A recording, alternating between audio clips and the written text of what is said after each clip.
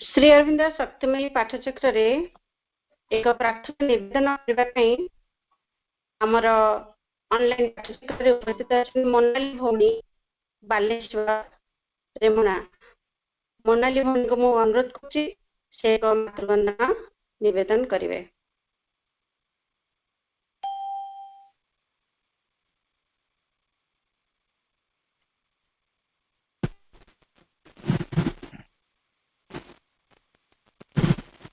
वंदे मातरम।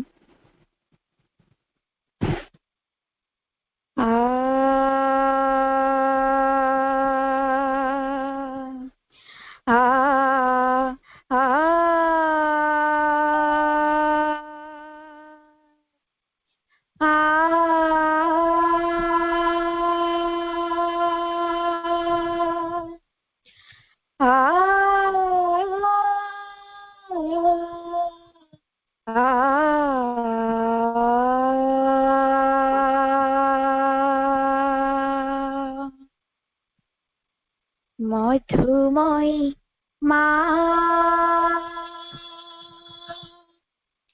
ए धरा धामे अवतरी आसवारी।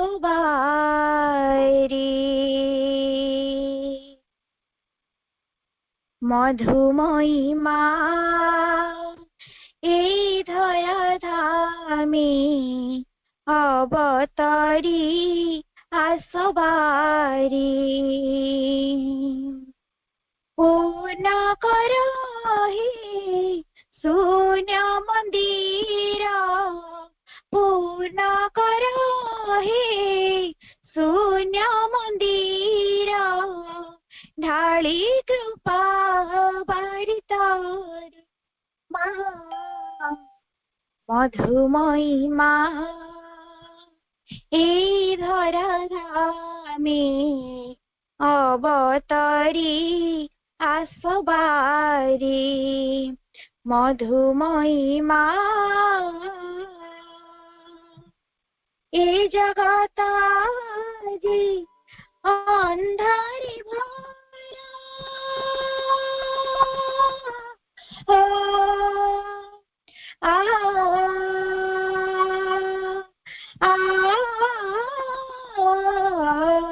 आ ए जगताजी अंधारी भरा अमावास्यार घन छाई घेरा तब आलोकर प्रकाश हेउमा, तब आलोकर प्रकाश हेउमा।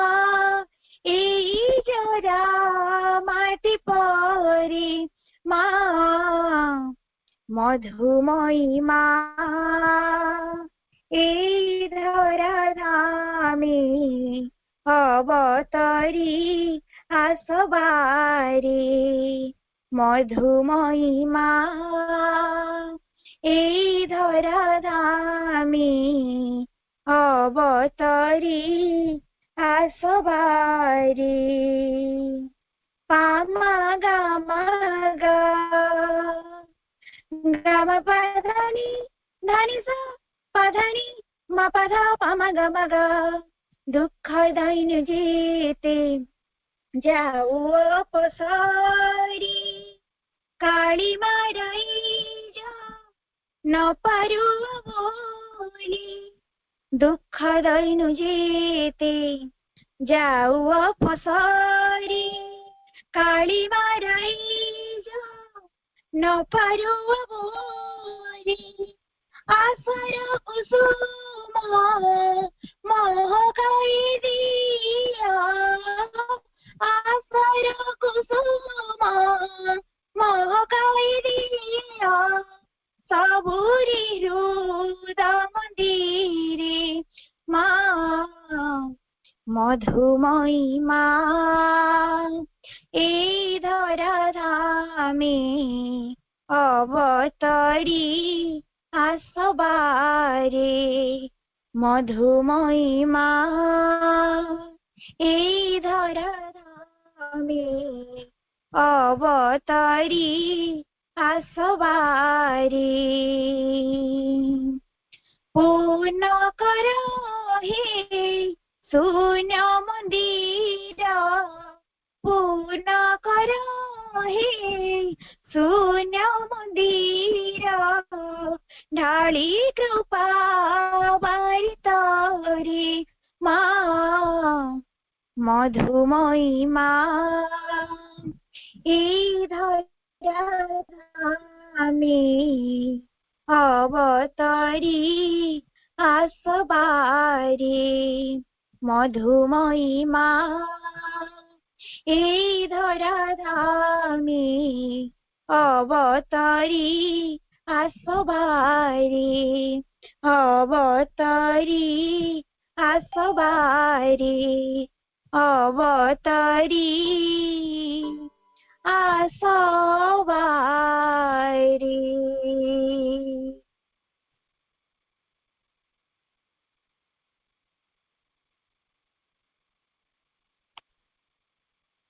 धन्यवाद मोनाली भौणी माँ तोर समस्त कार्य कृपा करंतु एई मोर कामना मोर हृदय कृतज्ञता जनाउछि माँ को अशेष कृतज्ञता जनाउछि। वर्तमान पाठ्यचक्र माँ बही अनुरोध करुछि गीता आपा सावलिया से माँ बही महालक्ष्मी विवाह को पठन करिवे।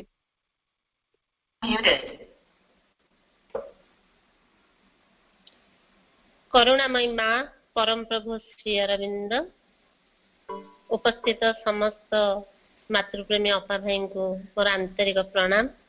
माँ बही षष्ठ अध्याय।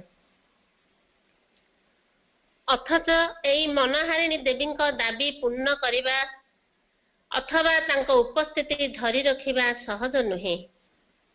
मन और अंतरात्मार सुसंगति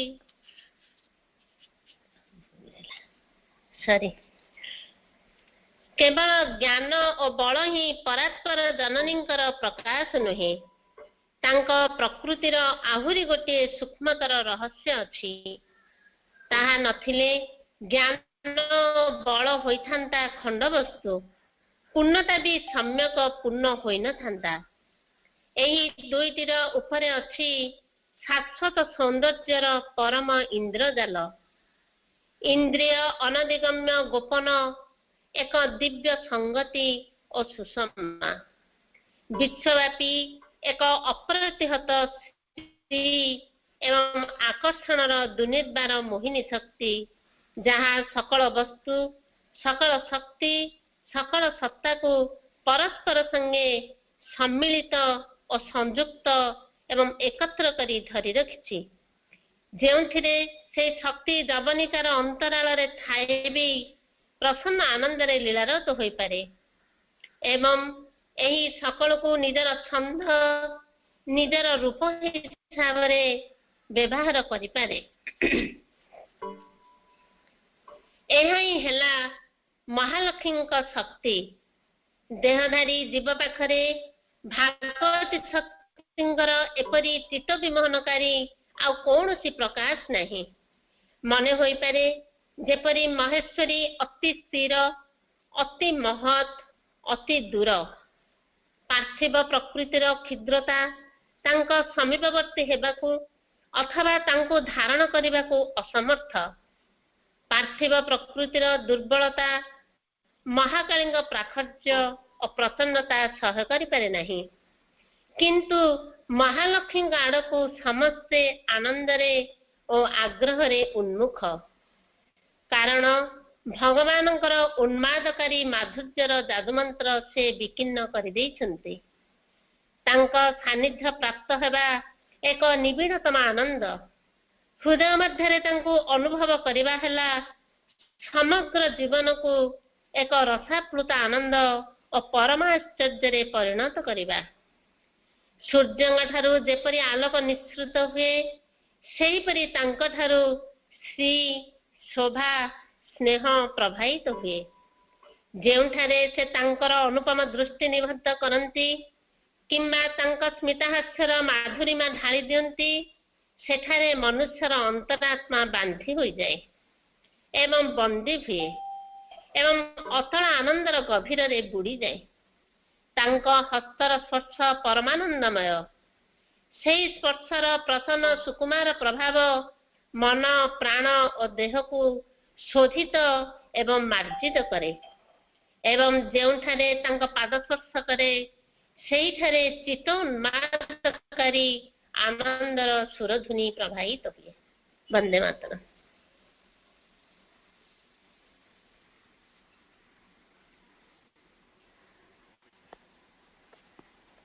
ଧନ୍ୟବାଦ ଅପା।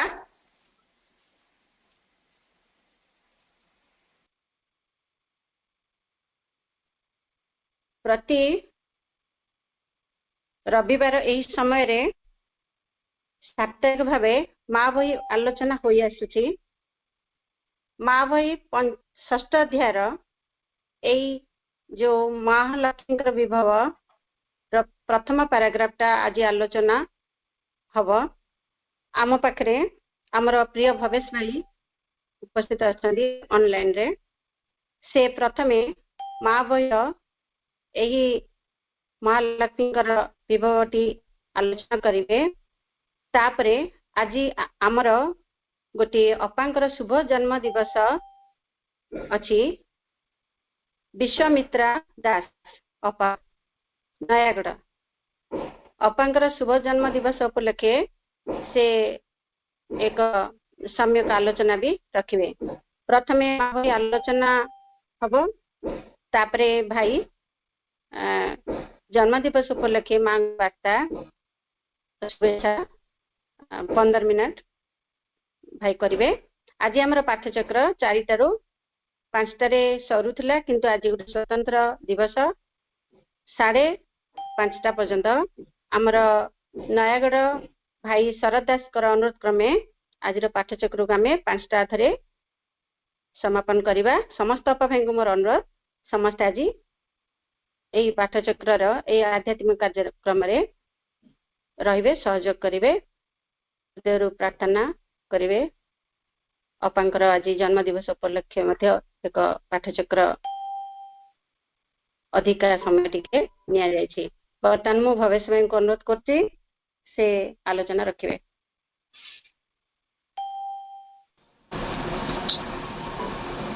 करुणामयी माँ परम प्रभु श्री अरविंद शक्तिमयी पाठचक्र यही रविवासरीय विशेष कार्यक्रम संचालिका आम समस्त सम्मान रत्नमंजरी अपा दुर्गा स्तोत्र को जे पद्यानुवाद पूर्वक खूब चमत्कार भाव आम समस्त आगे उपस्थापना करथिले सुलोचना अपा एवं यही पाठचक्र को आहरी जीवंत सुंदर मधुर करी गढ़ी तुलुथिबा कविता अपा, मोनाली अपा, वेदमती अपा एवं आपण माने समस्ते जो माने ओडिशार कोण अनुकोण एवं ओडिशार बाहरु मध्य ये कार्यक्रम रे योगदान करी आसुछन्ति। आमे केड़ी भाग्यवान जे भली गोटे दिव्य परिवेश रे जेतेबेले चारिआडे मांकर स्नेह अनुरणित अनुस्पंदित से भली गोटे सुंदर समय बा सुंदर मुहूर्त रे आमे स्नेहमयी, करुणामयी, कल्याणमयी, शक्तिमयी, दीप्तिमयी, ज्वालामयी, सौंदर्यमयी, सुषमामयी, सौभाग्यमयी, विभासमयी, विज्ञानमयी, प्रज्ञानमयी मातांकर आमे व्यक्तित्व संपर्क रे आलोचना करूछु, तांकर विभव संपर्क रे आलोचना करूछु। से तो वेदवर्णित से अदिति, तांकर कृपा नहले आमे तांको जानिबा प्रकृत रे केते जटिल विषय। ସେଥିପାଇଁ ଯେତେବେଳେ ଯମ ମୃତ୍ୟୁର ଦେବତା ନଚିକେତାକୁ ସମଗ୍ର ସୃଷ୍ଟି ସମ୍ପର୍କରେ ଏକ ପରିଚୟ ଦେଉଥିଲେ ଏବଂ ଜ୍ଞାନ ପ୍ରଦାନ କରୁଥିଲେ, ଯେତେବେଳେ ଅଦିତିଙ୍କ ପ୍ରଶ୍ନ ଆସିଲା ସେ ତାଙ୍କୁ କହିଥିଲେ ଯା ପ୍ରାଣେନ ସମ୍ଭବତ୍ୟ ଅଦିତି ଦେବତାମୟୀ, ଯେ ଦେବତା ମାନଙ୍କର ମା, ଯିଏ ହେଉଛନ୍ତି ଅଦିତି, ସେ କହୁଛନ୍ତି ଯେ ଗୁହାଂ ପ୍ରବିଶ୍ୟ ତିଷ୍ଠନ୍ତି, ଯେ ଆମ ସମସ୍ତଙ୍କ ହୃଦୟ ଅଭ୍ୟନ୍ତରରେ ପ୍ରବେଶ କରିକି ସେ ରହିଛନ୍ତି। ଯା ଭୂତେ ଭୂତେଭି ବିଜାୟତ, ଅର୍ଥାତ୍ ଯେ ଆମର ଏଇ ଉପାଦାନ ସକଳରେ, এই ଜଗତରେ ଆମେ ଯାହା କିଛି ଉପାଦାନ ରୂପେ ଦେଖୁଛୁ, সেই ଉପାଦାନ ସକଳରେ ଯିଏ ପ୍ରକୃତରେ ରହିଛନ୍ତି, ଆମେ ଆମର ଅଜ୍ଞାନତା ହଉ, ଆମର ପିଲାଳିଆମି ହଉ, ଆମର ସାମର୍ଥ୍ୟ ହଉ, କି କଣ ଗୋଟେ ଯାହା ଜଡ଼ିତ ଅଛି, ଆମେ ତାଙ୍କୁ ଖୋଜୁଛୁ। ତେଣୁ ଶ୍ରୀ ଅରବିନ୍ଦ ଯାହାଙ୍କୁ ଏଇଭଳି ବର୍ଣ୍ଣନା କଲେ ଯେ O radiant fountain of the world's delight, ହେ ଦୀପ୍ତିମୟୀ ନିର୍ଝରିଣୀ ତମେ ବିଶ୍ୱ ଆନନ୍ଦର, fountain of the world's delight, world free and unattainable above, ତୁମେ ଜଗନ୍ମୁକ୍ତା, ତୁମେ ପୁଣି ଊର୍ଦ୍ଧ୍ୱ ଲୋକରେ ଅଲଭ୍ୟ। ତେଣୁ ସେହି ଆନନ୍ଦମୟୀ ଦିବ୍ୟ ଜନନୀ ସର୍ବଦା ପ୍ରଚ୍ଛନ୍ନ ରୂପରେ ମଣିଷର ଅନ୍ତରରେ ରହିଛନ୍ତି, କିନ୍ତୁ ଆମେ ତାଙ୍କୁ ସବୁବେଳେ ବାହାରେ ଖୋଜୁଛୁ ଆଉ ତାଙ୍କର ଭେଟ ପାଉନୁ। ସେ କଥା ବି ଶ୍ରୀ ଅରବିନ୍ଦ ଲେଖୁଛନ୍ତି ସାବିତ୍ରୀରେ, ଓ ବ୍ଲିସ୍ ହୁ ଏଭର ଡ୍ୱେଲେଷ୍ଟ ଡିପ୍ ହିଡ୍ ୱିଦିନ୍, ଯିଏ ଆମ ଅନ୍ତରର ଗହନରେ ଗୁପ୍ତ ଭାବରେ ରହିଛନ୍ତି। while men seek thee outside and never find, ଯାହାକୁ ମନୁଷ୍ୟ ଖୋଜୁଛି ବାହାରେ ଅଥଚ ନିଜ ଭିତରେ ପାଉନାହିଁ। ଶ୍ରୀ ଅରବିନ୍ଦ ଯେତେବେଳେ 1928 ମସିହାରେ ଏଇ ମା ବହିଟି ଲେଖିଲେ, ଇଂରାଜୀରେ ଲେଖିଲେ, ଏବଂ ତାର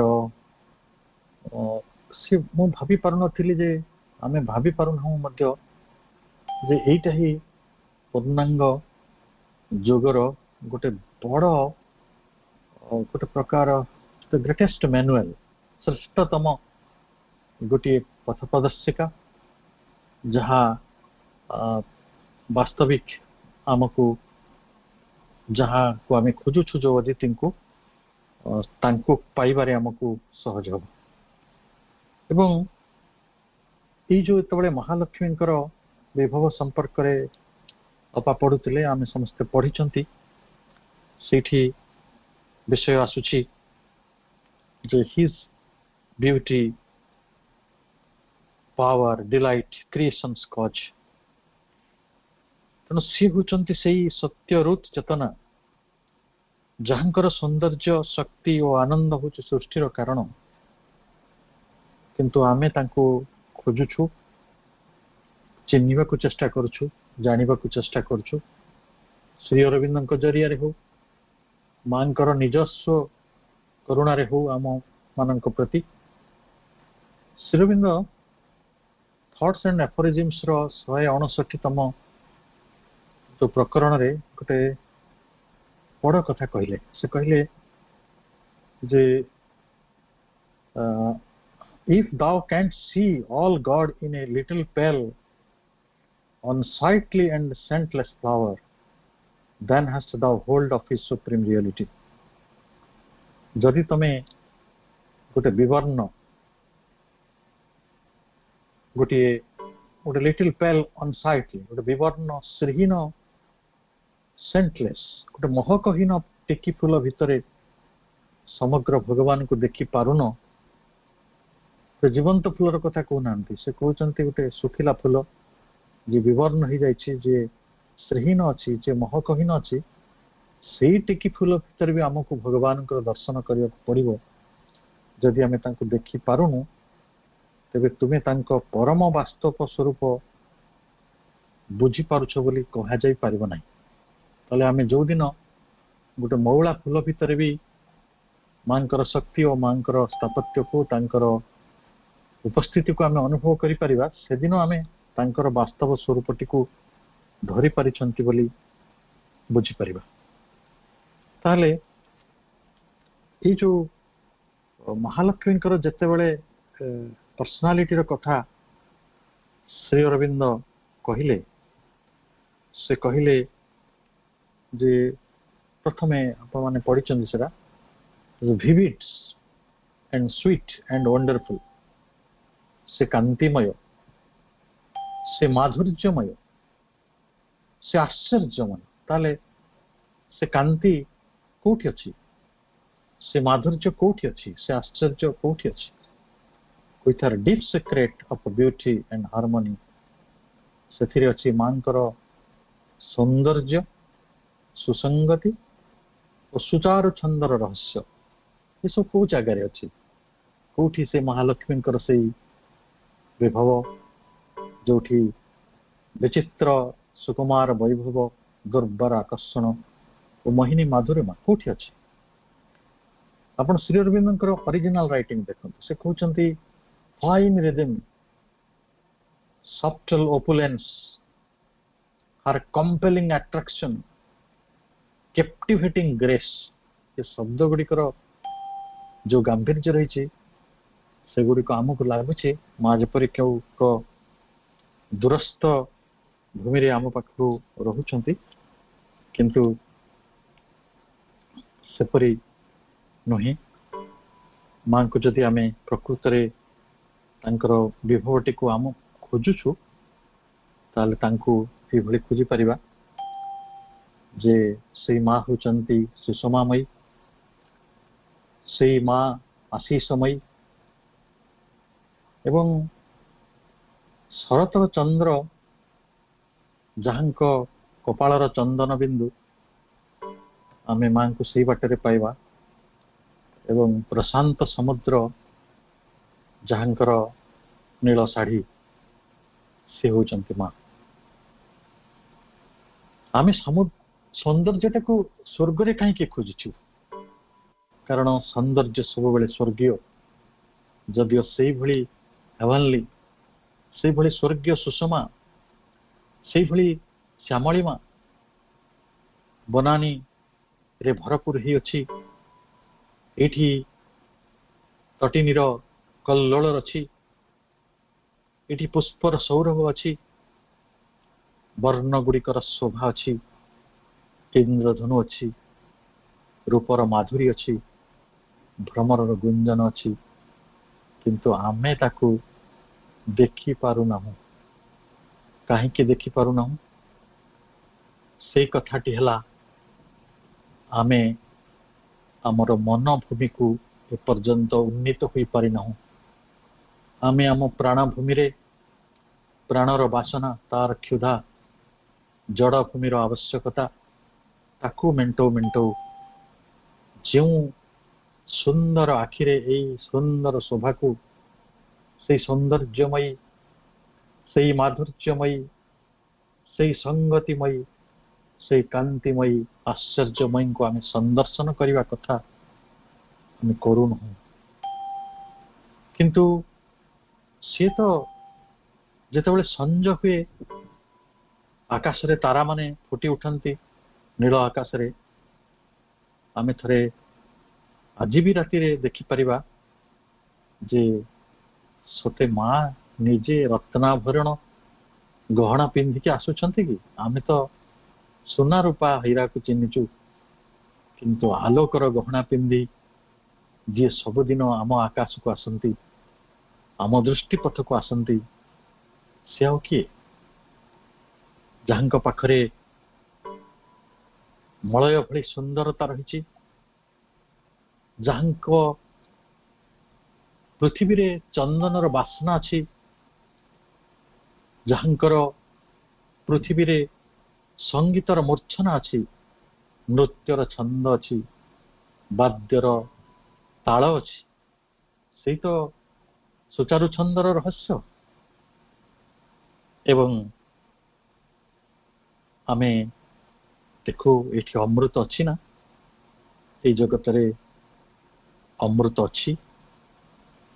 ଏବଂ ଆମେ ଦେଖୁଛୁ ସେଇ ଅମୃତଟିକୁ ଯିଏ ଦେଖିପାରେ ଏ ଜଗତରେ, ତାକୁ ଆମେ କହିବା ସେ ମଧୁବିଦ୍ୟାର ସ୍ପର୍ଶ ପାଇଛି, ସେ ଅମୃତର ସ୍ପର୍ଶ ପାଇଛି। କାହିଁକି ନା এই ପବନରେ ବି ଗୋଟେ ମଧୁ ସଞ୍ଚାର ହୁଏ। ସେଇ ପବନର ସ୍ପର୍ଶରେ ଆମେ କେତେ ଶୀତଳତା ଅନୁଭବ କରୁ। ଏଠି ସକାଳ ହେଲେ ସୁନ୍ଦର ସୂର୍ଯ୍ୟଟିଏ ଉଇଁ ଆସି ଜଳସ୍ଥଳ ଆକାଶକୁ ମଧୁମୟ କରିଦିଅନ୍ତି ଏବଂ ଆମମାନଙ୍କ ହୃଦୟରେ ଆମ ପରସ୍ପର ପ୍ରତି, ଆମର ସନ୍ତାନ, ଆମ ପରିବାର ବର୍ଗ, ଆମର ଆପଣାର ମଣିଷମାନଙ୍କ ପ୍ରତି ଅନୁରାଗ ରହିଛି, ମମତା ରହିଛି। ଏସବୁ ଗୁଡ଼ିକ ତ ଛନ୍ଦବଦ୍ଧ ନା, ଏସବୁ ଗୁଡ଼ିକ କେତେ ସଂଗତି ଭିତରେ ଅଛି ନା। କେବଳ ପ୍ରାଣିକ ଜଗତ ନୁହେଁ, କେବଳ ଜଡ଼ ଜଗତ ନୁହେଁ, ଯୋଉ ତ୍ରିବିଧ ଭୁବନର କଥା କୁହାଯାଉଛି, ଲୋକ ପରେ ଲୋକ, ଯୋଉ ଚତୁର୍ଦ୍ଦଶ ଲୋକର କଥା କୁହାଯାଉଛି, ସବୁ ସ୍ଥାନରେ ମଧ୍ୟ ତାଙ୍କର ମଧୁମାନ ଉପସ୍ଥିତି। ସେଥିପାଇଁ କୁହାଯାଉଥିଲା ମଧୁକ୍ଷରନ୍ତି ସିନ୍ଧବ, ଏଠି ସମୁଦ୍ର ମାନେ ମଧୁକ୍ଷରଣ କରୁଛନ୍ତି। ସେଇଥିପାଇଁ କୁହାଯାଉଥିଲା ଯେ ସିଏ ଏଇ ସମୟର ଗୋଟେ ନିଶ୍ଚେତନାକୁ ବିରଚନା କରିଛନ୍ତି ଏବଂ ସେଇ ନିଶ୍ଚେତନାକୁ ଚେତନାର ରୂପ ଦେଉଛନ୍ତି। ସେଇ ଚେତନା ଯେଭଳି ଭାବରେ ତାଙ୍କ ସ୍ନିଗ୍ଧତାକୁ, ତାଙ୍କ ମମତାକୁ, ତାଙ୍କ ଛନ୍ଦକୁ, ତାଙ୍କର ସୌନ୍ଦର୍ଯ୍ୟକୁ, ତାଙ୍କ ବିଭବକୁ ବୁଝିପାରିବ, ସେଇଭଳି ଏକ ବ୍ୟବସ୍ଥାକୁ ସେ ନିର୍ମାଣ କରିଛନ୍ତି। ଭାଇ ଭଉଣୀମାନେ, ଆମେ ପିଲାକାଳୁ ମହାଲକ୍ଷ୍ମୀଙ୍କୁ ଗୋଟେ ଅଲଗା ପ୍ରକାର ଜାଣିଥିଲେ। ଆମେ ଓଡ଼ିଶାର ଗଣଦେବତା ଶ୍ରୀ ଜଗନ୍ନାଥଙ୍କର ପତ୍ନୀ ଭାବରେ ଜାଣୁ, ବିଷ୍ଣୁଙ୍କର ପତ୍ନୀ ଭାବରେ ଜାଣୁ, କାରଣ ପାରିବାରିକ ସମ୍ବନ୍ଧ ଗୁଡ଼ିକ ଆମେ ବେଶ ବୁଝୁ। ସିଏ କିଭଳି ଅଭିମାନ କରନ୍ତି, ରଥଯାତ୍ରା ସମୟରେ ହେରା ପଞ୍ଚମୀ ହୁଏ, ଏଇଭଳି ସବୁ କାହାଣୀ ସହିତ ଆମ ଏଇ ଯୋଉ ଲୋକ ସଂସାର ବହୁତ ପରିଚିତ। ଏବଂ ଯେତେବେଳେ ଆମେ ଜାଣୁଛୁ ଯେ ସେ ହେଲେ ବୈଭବର ଦେବୀ, ସେ ହେଲେ ଭଣ୍ଡାରର ଦେବୀ, ସେ ହେଲେ ସମୁଦ୍ରର କନ୍ୟା, ସେ ହେଉଛନ୍ତି ସାଗର କନ୍ୟା, ସେ ହେଉଛନ୍ତି ସେଇ ଆମକୁ ସମସ୍ତଙ୍କୁ ଧନ ବୈଭବ ସେ ପ୍ରଦାନ କରନ୍ତି, ଯଶ ଖ୍ୟାତି ସମସ୍ତଙ୍କୁ ସେ ପ୍ରଦାନ କରନ୍ତି।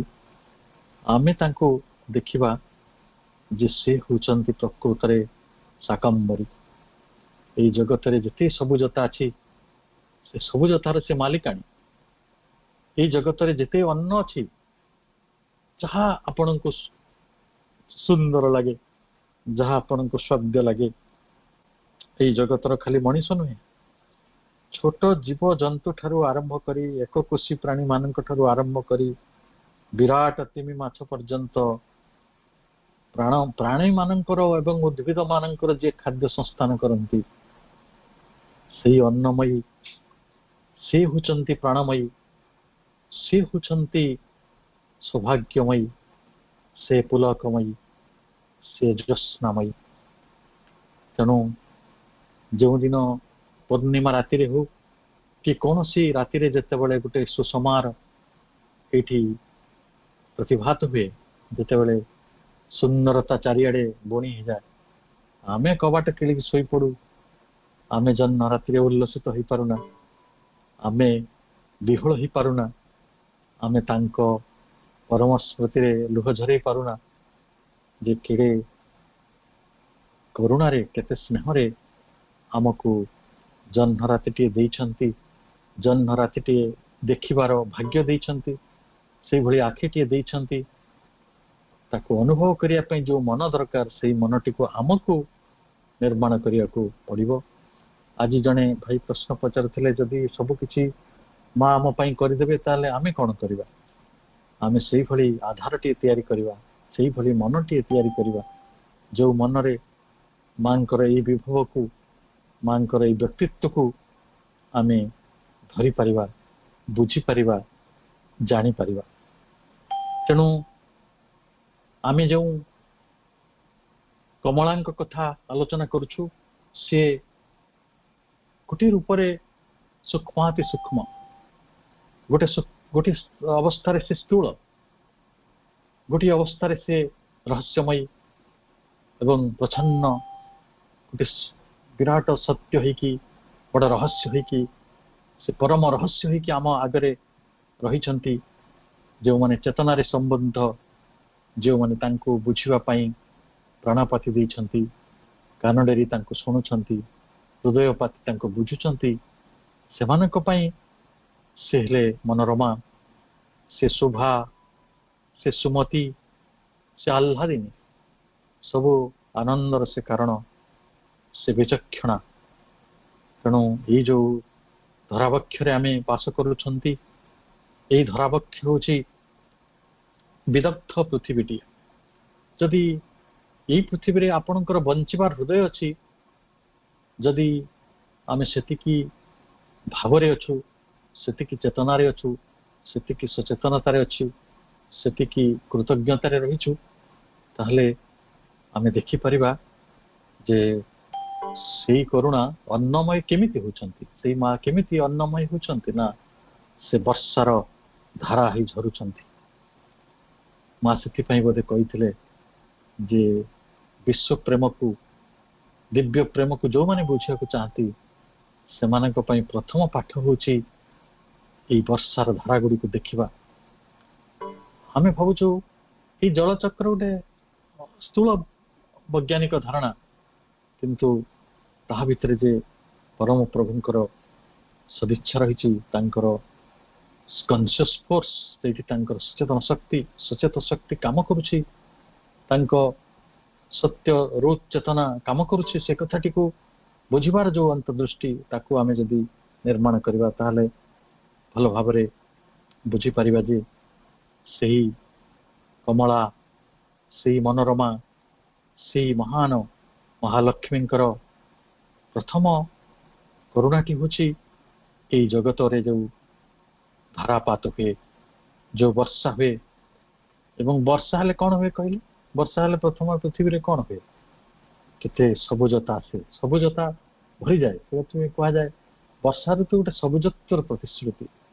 ଯେଉଁ ମଞ୍ଜି ସବୁ ଯୋଉଠି ପଡ଼ିଥିବ, କି ତ ଅଲଗା ହେଇକି ଖରା ଦିନରେ ଶୁଖି ରୁଟି ପଡ଼ିଥିବେ, ସେ ତ ବର୍ଷା ଟିକେ ପାଉଛନ୍ତି, ସେମାନେ ସବୁ ନବାଙ୍କୁର ହେଇ ଉଠୁଛନ୍ତି, ପତ୍ର ମେଲି ଦେଉଛନ୍ତି ଆକାଶକୁ, ସେମାନେ ବଢୁଛନ୍ତି।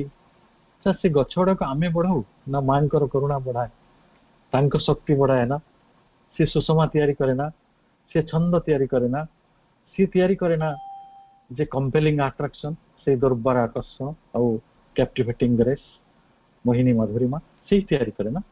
ତେଣୁ ସେ ହେଉଛନ୍ତି ଐଶ୍ୱର୍ଯ୍ୟ, ସେ ହେଉଛନ୍ତି ଏଇ ଜଟିଳ, ମାନେ ଯାହାକୁ କୁହାଯାଏ ଗୋଟେ ବନ୍ଧୁର ନିଷ୍ଠୁର ପୃଥିବୀର ଗୋଟେ ଆଶ୍ୱାସନା, ପରମ ଆଶ୍ୱାସ, ପରମ ସାନ୍ତ୍ୱନା, ଗୋଟେ ସ୍ନେହଶୀଳ ଗୋଟେ ନଦୀ ଯେଭଳି ତାର ଉପସ୍ଥିତି ମରୁଭୂମିରେ ଘଟିଥାଏ, ସେଇଭଳି ମାଙ୍କର ଉପସ୍ଥିତି, ତାଙ୍କର ସୌନ୍ଦର୍ଯ୍ୟ ଏବଂ ତାଙ୍କର ଲାସ୍ୟ, ତାଙ୍କର ଛନ୍ଦ, ତାଙ୍କର ଏଇ ସୁକୁମାର ବୈଭବ, ଏ ସବୁ କିଛି ଯେଭଳି ଏଇ ଜଗତରେ ଅପେକ୍ଷା କରିଛି ତାକୁ କୃପା କରିବା ପାଇଁ, ତାକୁ ପ୍ରେମ ଦାନ କରିବା ପାଇଁ, ତାକୁ ଦୟା କରିବା ପାଇଁ, ତାକୁ ବାତ୍ସଲ୍ୟ ପ୍ରେମରେ ଧନୀ କରିବା ପାଇଁ ଏବଂ ସର୍ବୋପରି ତାଙ୍କରି କରୁଣାରେ ଅଭିଷିକ୍ତ କରିବା ପାଇଁ, ତାଙ୍କରି ଅନୁକମ୍ପାରେ ତାକୁ ଧନୀ କରିବା ପାଇଁ। କିନ୍ତୁ କେତେ ଜଣ ତାଙ୍କ ଅନୁକମ୍ପା ପାଇଁ ହାତ ପାତନ୍ତି? ମୁଁ ଗୋଟେ ଭଲ କଥାଟେ ଦେଖିଥିଲି, ମତେ ଭାରି ପ୍ରଭାବିତ କରିଥିଲା।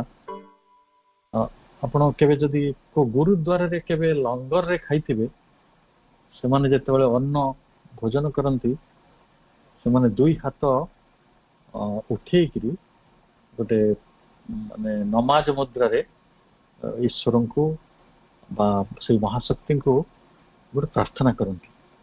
ଆଉ ମା ଯେତେବେଳେ ଆମକୁ କହିଲେ ଯେ ଭୋଜନ ପୂର୍ବରୁ ଆମେ ପ୍ରାର୍ଥନା କରିବା, କଣ ପ୍ରାର୍ଥନା କରିବା, କାହାଙ୍କୁ କୃତଜ୍ଞତା ଜଣେଇବା? ଯେ ତାଙ୍କରି ଅନୁକମ୍ପାକୁ ଆମେ, ତାଙ୍କରି ବାତ୍ସଲ୍ୟକୁ, ତାଙ୍କରି କୃପାକୁ ଆମେ ପ୍ରକୃତରେ ଗ୍ରହଣ କରୁଛୁ ନା, ତା ଭିନ୍ନ ତ ଆଉ କିଛି ନାହିଁ। ଯଦି ତାଙ୍କ କୃପା ନାହିଁ ତାହେଲେ ଆମକୁ ଏଇ ଗଛ ବୃକ୍ଷ ମାନେ ଯୋଉ ଫଳ ଦାନ କରୁଛନ୍ତି, ଅମ୍ଳଜାନ ଦାନ କରୁଛନ୍ତି, ପ୍ରାଣ ଦାନ କରୁଛନ୍ତି, ସେଗୁଡା ତ କିଛି ସମ୍ଭବ ହୁଅନ୍ତାନି ନା। ତାହେଲେ ଭାଇ ଭଉଣୀ ମାନେ, ଏଇ ଜଗତରେ ଯେତେ କମନୀୟତା ଅଛି, ସେତେ ସୁନ୍ଦର ପଦ୍ମ ଫୁଟିଛି, କେତେ ପଦ୍ମଗନ୍ଧରେ ବିଭୋର ଗୋଟେ ଛୋଟିଆ ମହୁମାଛି ହେଇପାରୁଛି, ଗୋଟେ ଭଅଁର ହେଇପାରୁଛି, କିନ୍ତୁ ମଣିଷ ପାଖରେ ସେଇ ଅନ୍ତର୍ଦୃଷ୍ଟି ନାହିଁ, ମଣିଷ ପାଖରେ ସେଇ ବିହଳତା ନାହିଁ ଯେ ଯୋଉଠି ପଦ୍ମ ଫୁଲ ଫୁଟିଥିବ ସେଇଠି କବଳା ଆସନରେ ମା ବସିଥିବେ। ଆମେ ଗୋଟେ ରୂପ ଖୋଜୁଛୁ, ସେ ରୂପ ସେ ଅରୂପ, ରୂପର ଅତୀତ ମଧ୍ୟ। ତେଣୁ ସ୍ଥୂଳ ଦେହରେ କଣ ଆମେ ତାଙ୍କୁ ସବୁବେଳେ ପାଇବା? ସୂକ୍ଷ୍ମ ରୂପରେ ଆମେ କଣ ସତରେ ଦେଖିପାରିବାନି ସେଇ ନାରାୟଣଙ୍କୁ, ସେ ସର୍ବାର୍ଥ ସାଧିକାଙ୍କୁ? ଏବଂ ଯିଏ ହଉଛନ୍ତି ଏଇ ଜଗତର ସବୁ ରସ ଭିତରେ ରହିଛନ୍ତି, ଘନ ରସମୟୀ। ଆପଣ ଆମ୍ବ ଖାଆନ୍ତୁ, ତା ଭିତରେ ଗୋଟେ ରସ ବାହାରୁଛି, ପାଣି ପିଅନ୍ତୁ, ତା ଭିତରେ ଗୋଟେ ରସ ବାହାରୁଛି। ଆପଣ ଏଇ ଜଗତରେ ଯାହା କିଛି ଗ୍ରହଣ କରନ୍ତି ସବୁ ଗୁଡ଼ିକ ରସରେ ପରିପୂର୍ଣ୍ଣ, ସ୍ୱାଦରେ ପରିପୂର୍ଣ୍ଣ। ଏଇ ଅନନ୍ତ ରସ ଯୋଉଟା ଭିଭିଡ୍ ଆଣ୍ଡ ସୁଇଟ୍, ଏଇ କାନ୍ତିମୟ ମାଧୁର୍ଯ୍ୟମୟ, ଏଇ ଘନ ରସମୟ, ତା ହିଁ ମାଙ୍କର, ମହାଲକ୍ଷ୍ମୀଙ୍କର ପ୍ରକୃତରେ ତାଙ୍କ ବ୍ୟକ୍ତିତ୍ୱ। ସେ ହଉଛନ୍ତି ଅଷ୍ଟ ଐଶ୍ୱର୍ଯ୍ୟମୟୀ। ଆମେ ତାଙ୍କୁ କନକ ବର୍ଣ୍ଣ ରୂପରେ, ମହାଲକ୍ଷ୍ମୀ ରୂପରେ, ଧନଦାୟିନୀ ରୂପରେ, ଯଶଦାୟିନୀ ରୂପରେ, ଆୟୁଦାୟିନୀ ରୂପରେ ପୂଜା କରିଛୁ। ତେଣୁ ଯେଉଁଦିନ ଆକାଶରେ ଆପଣ ଇନ୍ଦ୍ରଧନୁ ଦେଖନ୍ତି, ଆପଣ କେବେ ଭାବିଛନ୍ତି କି ଯେ ଯେଭଳି ଚନ୍ଦ୍ର ତାଙ୍କ କପାଳର ଚନ୍ଦନ ଟିପା, ସେଇଭଳି ଏଇ ଇନ୍ଦ୍ରଧନୁ ଗୁଡ଼ିକ ତାଙ୍କ କବରୀର ରତ୍ନମାଳା, ଏ ତାରା ଗୁଡ଼ିକ ତାଙ୍କ ଗହଣା। ଯଦି ସମୁଦ୍ରକୁ ଆମେ ତାଙ୍କ ବସ୍ତ୍ର ବୋଲି ଜାଣିଥାନ୍ତେ, ଋଷିମାନେ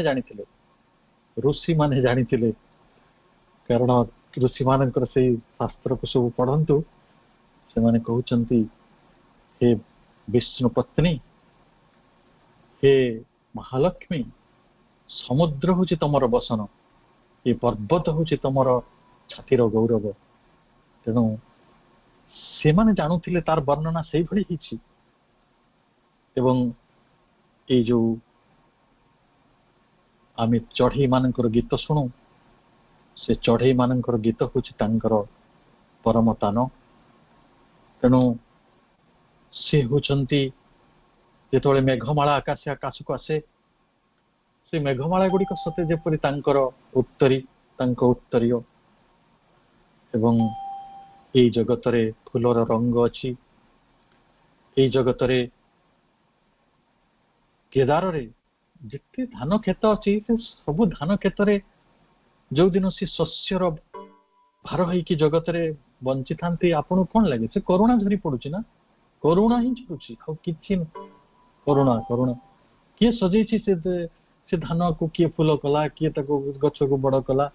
କିଏ ତା ଭିତରେ ଫୁଲଟିଏ ଖଞ୍ଜିଲା? ତା ଭିତରେ କିଏ ଡାକିଲା ପବନକୁ ତା ଭିତରେ ପରାଗ ସଙ୍ଗମ ପାଇଁ? କିଏ ତା ଭିତରେ ଗର୍ଭ ସଞ୍ଚୟ କଲା ସେ ଧାନ ଭିତରେ? ସେ ଧାନ ଗୁଡ଼ିକ ଚାଉଳ ହେଲେ, ସେଇଗୁଡ଼ିକ ଆପଣଙ୍କୁ ଅନ୍ନ ହେଇକି ଜଗତକୁ ଆସୁଛି। ତେଣୁ କେଦାରରେ ସେ ଡାଲି ହଉ, ସେ କୌଣସି ମସଲା ହଉ, ସେ ଜିରା ହଉ, ସେ ଫୁଟଣ ହଉ, ଆମେ ଲଙ୍କା ହଉ, ଆମେ ଲଙ୍କାକୁ ଲଙ୍କା ବୋଲି ଦେଖୁଛୁ କି? ତାହି ତ ମହାଲକ୍ଷ୍ମୀଙ୍କର ମହାଦାନ। ତେଣୁ ଯୋଉଦିନ ଆକାଶରେ, ଯେଉଁଦିନ ତାଙ୍କର ଏଇ କେଦାରରେ ଶସ୍ୟ ଭାର ରହିଥିବ ସେତେ ଦିନ ପର୍ଯ୍ୟନ୍ତ ଏଇ ଜଗତରେ ଜୀବନ ଅଛି, ଆମ ପ୍ରାଣରେ ପ୍ରେମ ଅଛି, ଆମ ମନରେ ସବୁ ସ୍ଥିରତା ଅସ୍ଥିରତା ଶାନ୍ତି ଅଶାନ୍ତି ସବୁ କିଛି ଆମେ ରଖିଛୁ। କିନ୍ତୁ ଯୋଉଦିନ ଆମେ ତାଙ୍କୁ ବୁଝିବା ଯେ ସେ ହେଉଛନ୍ତି ଆମ ସମସ୍ତଙ୍କ ପାଇଁ ଗଭୀର ଆତ୍ମୀୟତାର ଦେବୀ, କେବଳ ସେ ଆମ ନିକଟରେ ହିଁ ଅଛନ୍ତି, ଆମକୁ ହିଁ ସନ୍ତାନ ପରି ପାଳୁଛନ୍ତି, ସେ ଆଶ୍ୱାସମୟୀ, ସେ ବିଶ୍ୱାସମୟୀ, ସେ ସୁଷମାମୟୀ, ସେ ହେଉଛନ୍ତି ମହାଲକ୍ଷ୍ମୀ। ତାହେଲେ ଆମମାନଙ୍କର ମାଙ୍କ ସହିତ ପରିଚୟ ଆହୁରି ଗଭୀର ହେବ, ଆହୁରି ସୂକ୍ଷ୍ମତର ହେବ।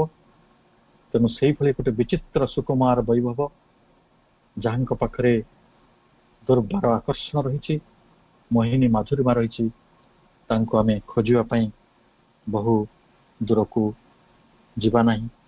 ସେ ସବୁଙ୍କୁ ଧାରଣ କରି ରହିଛନ୍ତି, ସେ ଅନନ୍ୟା ମହାଦେବୀ, ସେ ମହାଶକ୍ତିମୟୀ, ସେ ସଦା ଅବଗୁଣ୍ଠିତା, the sole omnipotent goddess ever veiled, of whom the world is the inscrutable mask। ଆଜିର ସମୟ ଦୃଷ୍ଟିରୁ ଆଲୋଚନାକୁ ଏଠି ରଖୁଛି। ଆପଣମାନଙ୍କୁ ସମସ୍ତଙ୍କୁ ମୋ ଅନ୍ତରରୁ ଅନେକ ଅନେକ ଶୁଭେଚ୍ଛା ଓ କୃତଜ୍ଞତା।